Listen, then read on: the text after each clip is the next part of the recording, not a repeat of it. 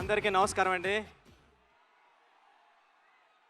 Cinema 2 రోజుల్లోనే release. చాలా టెన్షన్‌గా ఉంది, నెర్వస్‌గా ఉంది.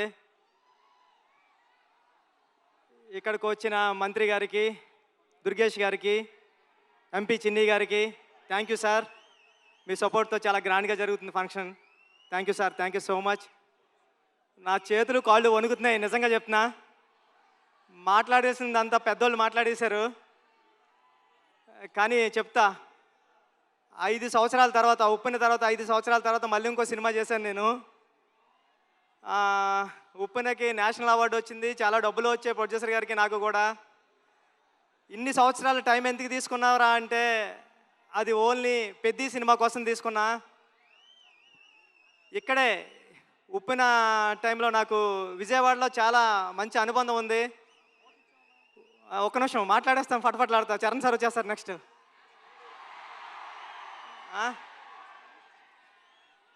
ఉప్పెన నేను ఇక్కడే నాగార్జున యూనివర్సిటీ దగ్గర సైకిల్ దొక్కుంటా రాసుకున్నాను స్టోరీ.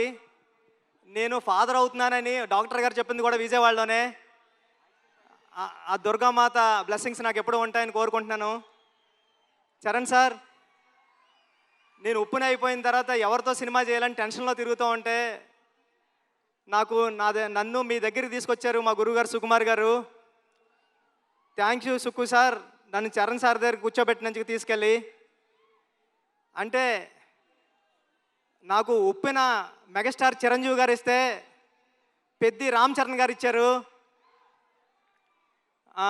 నేను చరణ్ సార్కి స్టోరీ చెప్పాను, దేవుణ్ణి మొక్కుని వెళ్ళాను.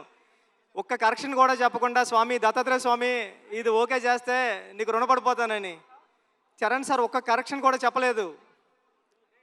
పెద్ది అంటే ఒక కమర్షియల్ ఫిల్మ్లా కనిపిస్తుంది మీకు, కానీ ఇది కమర్షియల్ ఫిల్మ్ కాదు. చాలా కమర్షియల్ ఫిల్మ్గా ఉంటూ ఒక ఎమోషనల్ డ్రామా ఇది. ఒక ఆటగాడి జర్నీ. అంటే ఆట అంటే ఇన్నాళ్ళు ఆట అంటే ఆగతాయితనంగా ఉంటుంది, కానీ ఆట ఏం తీసుకొస్తుంది ఒక మనిషికి? తన ఐడెంటిటీ తీసుకొస్తుంది, తన గౌరవం తీసుకొస్తుంది, తన చుట్టూ ఉన్న మనుషుల్ని కూడా మారుస్తుంది అని చెప్పే కథ పెద్ది. అంటే పెద్ది అంటే అలలా ఎగసపడిన మనిషి కథ కాదు, పడినా లేచిన మనిషి కథ పెద్ది. టెన్షన్గా ఉంది. చరణ్ సార్, అంటే ఈ జర్నీలో మీతో గడిపిన రోజులన్నీ నాకు గుర్తున్నాయి. షూటింగ్ డేస్ నుంచి మీరు ఎక్కడున్నాడు కూడా కనిపిస్తలేదు నాకు. షూటింగ్లో నేను కొత్త, అంటే సెకండ్ ఫిల్మ్కే ఒక స్టార్ హీరో, డైరెక్టర్ని నమ్మివ్వడం అంటే మామూలు విషయం కాదండి. ఉప్పెన అయిపోయిన తర్వాత, చాలా హిట్ అయిపోయిన తర్వాత చాలామంది అసిస్టెంట్ డైరెక్టర్స్ హైదరాబాద్లో కనిపించినప్పుడు కానీ కాల్ చేసి నాకు మాట్లాడారు, అన్న ఇంటికి వెళ్ళిపోతారనుకుంటే మా అమ్మ మా నాన్న ఇంకొక 2-3 సంవత్సరాలు ట్రై చేయరా, బుచ్చిబాబులాంటి ఓడే డైరెక్టర్ అయ్యారంటే మీరు అవుతారని. అలాగా అంటే ఒక రెండో సినిమా డైరెక్టర్కి ఒక పెద్ద సినిమా స్టార్ డైరెక్టర్ సినిమా ఇవ్వడం అంటే మామూలు విషయం కాదు సార్. నన్ను నమ్మారు, నా కథను నమ్మారు. అంటే ఒక నిజాయితీగా ఒక కథ రాస్తే, పెద్ద కథ ఒక దర్శకుడు రాస్తే, ఒక నిజాయితీ గల హీరో ఆ కథను నమ్మి చేస్తే ఏంటి అన్నది పెద్ద తెలుస్తుందండి.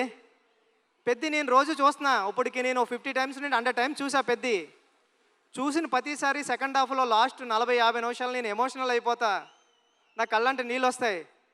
సేమ్ టైము నా చుట్టుపక్కల చూసిన వాళ్ళు కూడా అదే చెప్తున్నారు. వాళ్ళు చాలా ఎక్కువ చెప్పారు, నేను చెప్తే బాగోదని చెప్తలేదు. చాలా మంచి సినిమా తీసావురా, చాలా బాగుంటుంది సినిమా, అందరూ చూస్తారు అని చెప్తున్నారండి. ఈ సినిమా June 4th రిలీజ్ అవుతుంది.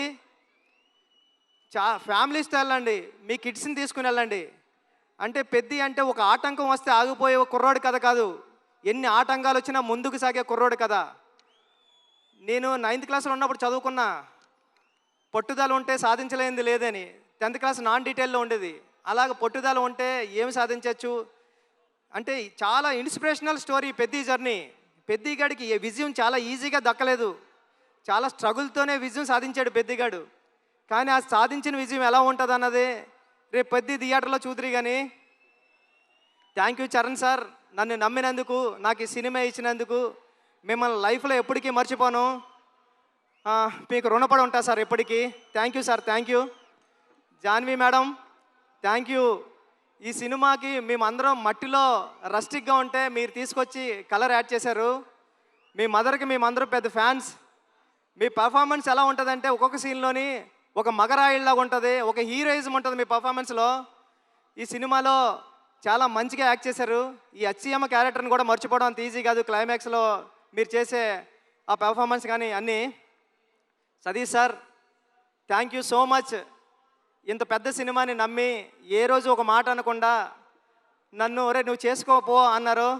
ఇది 350 కోట్లు ఎంత అయింది, నాకు 25 కోట్లతో తీసా పెద్ద సినిమా. రవి గారు గట్రా ఉన్నారు, కానీ ఇప్పుడు ఇంత బడ్జెట్ సినిమా నాకు ఇచ్చారు.